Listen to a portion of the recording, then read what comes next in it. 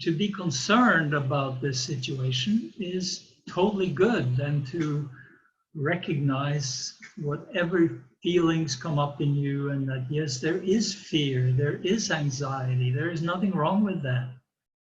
But well, how do you respond to your own fear and anxiety?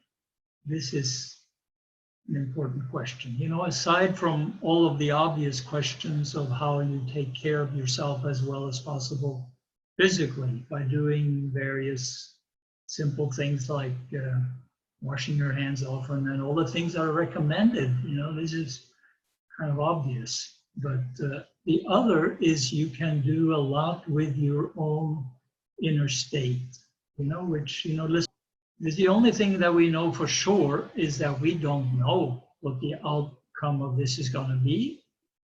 And that's hard to live with, but we can do something about our own inner state, and we can make the best out of every moment. And that's all we can do. But that gives a real satisfaction to be in a deeper state where you are not really being caught completely in your own worrying.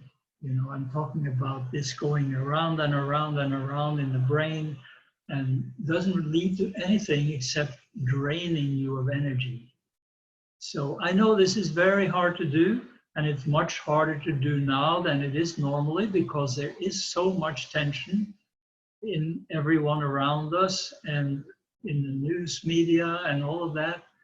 So, but it becomes an increased opportunity to dig more deeply. You dig more deeply and you get to the place where, okay, it's not what I would like it to be, but it is what is.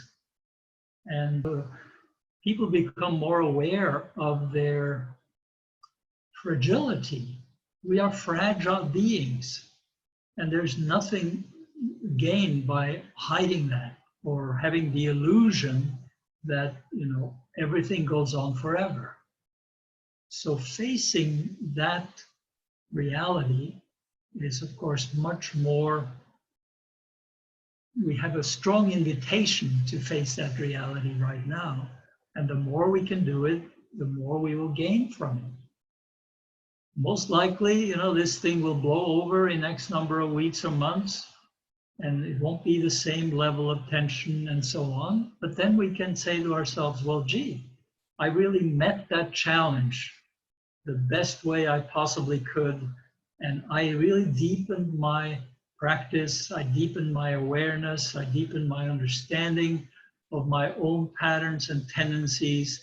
And I was able to let some of those go without repressing and denying them, by facing them and still being able to open my heart, you know?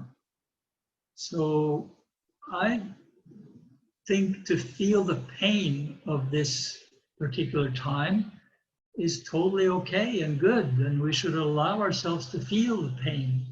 But, you know, when we are worrying, then we are creating a kind of prison of suffering in our own mind. And one is okay, and the other is not so good because it drains us of energy. So we certainly feel for all of you and for everyone who is suffering at the moment and who is going through all of this pain.